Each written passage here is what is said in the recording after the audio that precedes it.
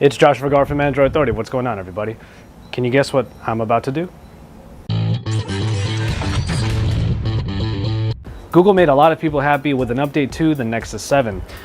Last year, we took the original Nexus 7 and we put it to the test by dropping it compared to the iPad mini, and unfortunately, it really didn't stack up. The original one was a little bit thicker. It did feel a little bit more hollow, but it definitely did have lesser build quality. This update to the Nexus 7 brings a much sturdier but thinner and just overall better feel, and we want to see how it stacks up compared to the original. So what we're going to do is drop it for you today. I hope you got some painkillers, because this is gonna hurt. The test will comprise of 3 different drops. We're basically, actually 4, let's say 4. We're gonna drop it on its back, right like this, and then on one of its sides, and then on one of the other sides, this time in portrait mode, and then finally on its face. And we're gonna see just how far the Nexus 7 can go without dying.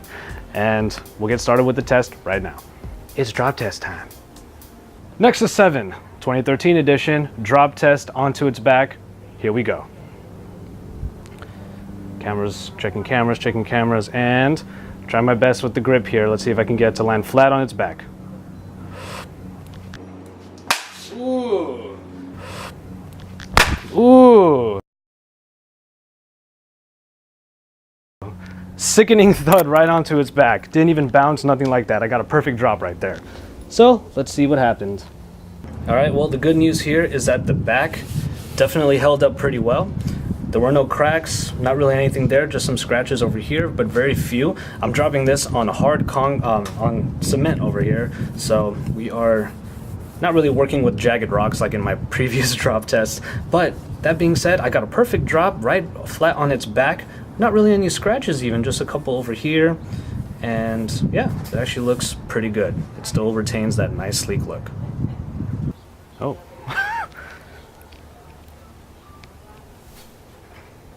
Whoa. It won't turn on. Wow.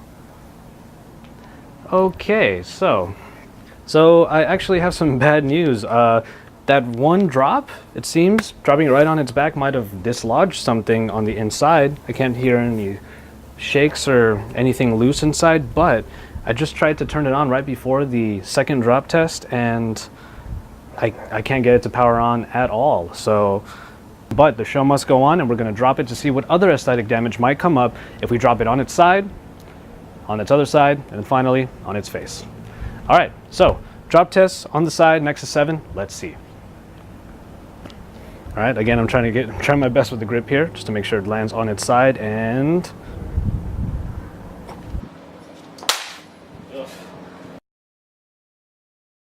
there you go, and you see it there, the cracks right onto the bottom portion of the screen right here. You kind of spider webbed right there. There's no use in me trying to turn it back on again because it just won't.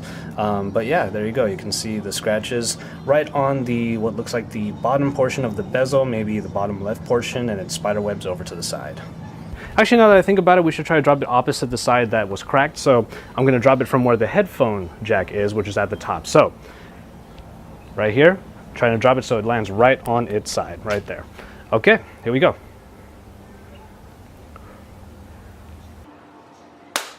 There you go. That was a good hit.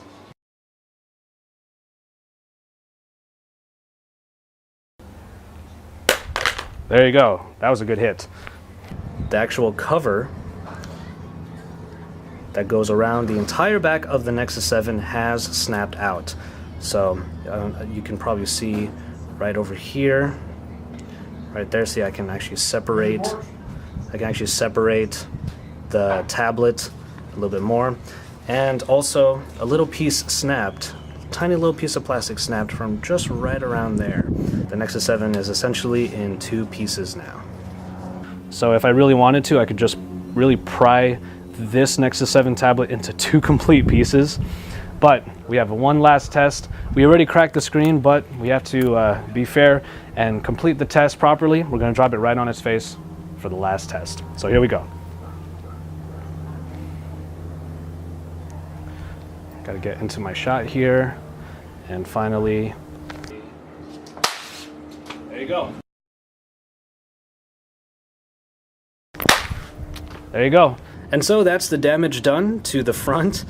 Even more cracks and spiderwebs down on the bottom of the screen when dropping the Nexus 7 on its face. As you can even see here, it gets even worse because not only did more cracks happen, I've actually exposed part of the circuitry right underneath. So unfortunately it doesn't fare very well for the Nexus 7 in terms of a drop stress test, at least when compared to the original one, because they both did equally as bad. And well, there you have it for this Nexus 7 drop test.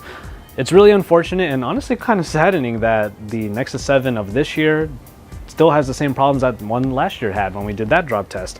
Not only is it inoperable, it stopped working even after the first test. And then a lot of cracks over on the screen, even from different drops, even so much as circuits started to become exposed from underneath the screen. And the build quality of the back also, even though it feels really nice, it also started to snap off. And if I really wanted to, this Nexus 7 could become two pieces. So unfortunately, that's the story with the Nexus 7 of 2013. Still has a pretty questionable build quality for drops. Bottom line, really, do not let go of your Nexus 7. Don't let this thing drop, because if it gets a good enough impact on the floor, you could be wound up with a nice looking brick. So as always, stay tuned to Android Authority for all of the best coverage and the occasional drop test, whether good or bad. And as always, drop us a like down below. Don't forget to subscribe and stay tuned to AndroidAuthority.com, because we are your source for all things Android.